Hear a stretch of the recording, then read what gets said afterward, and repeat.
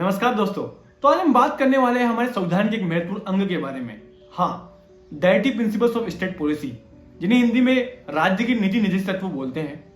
तो क्या है ये और क्या है इनका अर्थ और क्या है इनका महत्व हमारे संविधान के अंदर, आज जानेंगे इस वीडियो के माध्यम से। तो शुरू करते हैं बिना टाइम गवाए।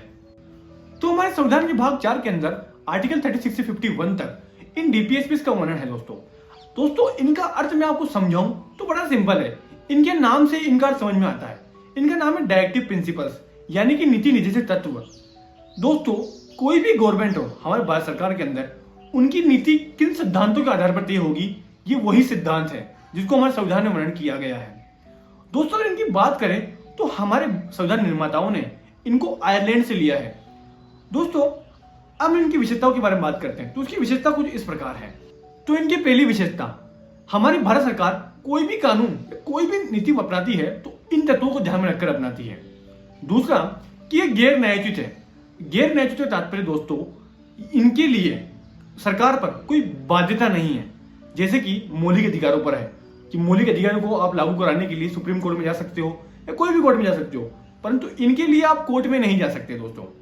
तीसरी, जो सुप्रीम कोर्ट है वो जब न्यायिक समीक्षा करता है, यानी कि कोई भी कानून है उसकी न्यायिक वैधता जांच करता है, तो इन तत्वों को ध्यान में रखकर करता है और ये तत्व उनके लिए एज ए मार्गदर्शक यानी कि डायरेक्शन का काम करते हैं। चौथी विषय है दोस्तों, जो हमारी जो राज्य की नीति निर्देश तत्व है, इनका उद्देश्य आर्थिक और सामाजिक लोकतंत्र स्थापित करना है।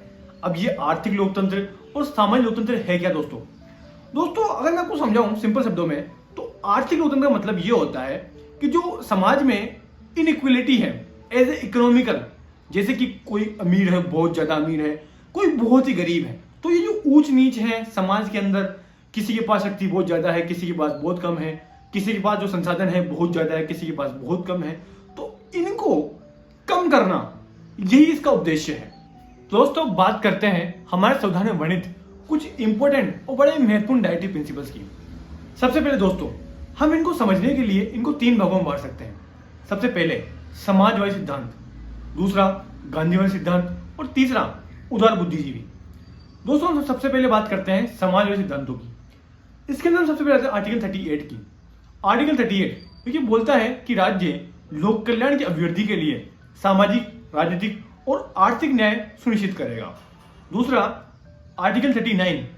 आर्टिकल 39 ये बोलता है कि सुरक्षा, लोगों की सुरक्षा, जो लोग हैं उनकी जीवन सुरक्षा, पुरुष और स्त्रियों को समान वेतन मिलने की सुरक्षा, और जो मोनोपोली है यानी धन का संकेंद्रण है उसको रोकने की सुरक्षा।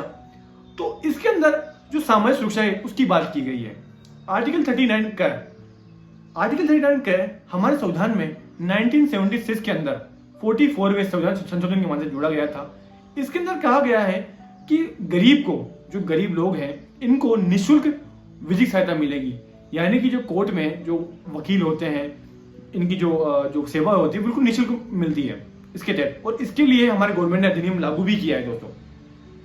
इसके हम बात करते हैं आर्टिकल 42 की, जो कि बोलता है कि जो कामगार हैं उनके लिए मनुष्य दशाएं और महिलाओं के लिए प्रसूति उपबंध राज्य करेगा। बिल्कुल। इसके हम बात करते हैं 43 की। आर्टिकल 43 दोस्तों, आर्टिकल 43 और 43 का ये दोनों ही जो कामगार मजदूर है, जो कारखाने में जो मजदूर काम करते हैं, उनके लिए है कि राज्य उनके उत्थान के लिए और उनके शिष्ट जीवन स्तर के लिए उपबंध करेगा। दोस्तों, यही थे इसके अंदर सिद्धांत। अब हम बात करते हैं गांधी सिद्धांत की। तो इसमें सर्वप्रथम आता है आर्टिकल 40, जो कि बोलता है कि ग्राम पंचायतों, जो स्वायत्त शासन की इकाइयां है, इनको मजबूती प्रदान की जाए, साथ ही इनको पर्याप्त शक्तियां दी जाए। इसके बाद आता है आर्टिकल 42, जो कि बोलता है कि जो ग्रामीण स्तर में जो कुटीर उद्योग है, इनके विकास के लिए आवश्यक उपबंध किए जाए। इसके बाद आता है आर्टिकल 46, जो कि बोलता है जो SC व ST है और जो समाज के कमजोर वर्ग है, इनको पर्याप्त सुरक्षा दी जाए और इनके विकास के लिए इंपोर्टेंट कदम उठाया जाए। इसके बाद आर्टिकल 47, जो कि ये बोलता है कि राज्य के अंदर जो नशीली पदार्थ हैं, जो जैसे शराब, ड्रग्स, इन पर पूर्णतः प्रतिबंध लगाया जाए। इसके बाद है आर्टिकल 48, जो कि बोलता है कि गाय, बछड़ा जैसे दुधारू जो पशु है, इनकी बलि पर रोक लगाया जाए। दोस्तों, हम बात करते हैं उदार बुद्धिजीवी सिद्धांतों की। इसमें सर्वप्रथम आता है आर्टिकल 44, जो कि बोलता है कि राज्य उसके सभी क्षेत्रों के लिए एक समान सिविल संहिता लागू करेगा, यानी कि यूनिवर्सल सिविल कोड है दोस्तों, यूसीसी। हाल ही में हमारी गवर्नमेंट इसके लिए प्रयास भी कर रही है। इसके बाद आता है आर्टिकल 45, जो कि बोलता है कि राज्य 14 वर्ष से बच्चों के लिए निःशुल्क व अनिवार्य शिक्षा का प्रबंध करेगा। इसके बाद है दोस्तों आर्टिकल 48 क। इसमें जो पर्यावरण संबंधी सुरक्षा और जो वन्य जीव सुरक्षा के बारे में बताया गया है कि जो हमारी गवर्नमेंट है वो पर्यावरण के लिए और साथ ही में जो वन्य जीव है इनकी सुरक्षा के लिए उपबंध करेगी। इसके बाद आता है आर्टिकल 49, जो कि बोलता है कि जो हमारे देश के अंदर जो ऐतिहासिक जो संस्मारक है इनकी रक्षा की जाएगी। इसके बाद आर्टिकल 50, जो कि बोलता है कि न्यायपालिका और कार्यपालिका की शक्तियों का विभाजन किया जाए। दोस्तों आपको मैं बताऊं तो हमारे देश में पहले जो मजिस्ट्रेट हुआ करता था, यानी जिला कलेक्टर हुआ करता था, तो उसके पास न्यायिक और कार्यकारी दोनों शक्तियां हुआ करती थी दोस्तों, परंतु वर्तमान में ऐसा नहीं है। इसके बाद है आर्टिकल 51, जो कि बोलता है कि राज्य अंतर्राष्ट्रीय शांति के लिए काम करेगा।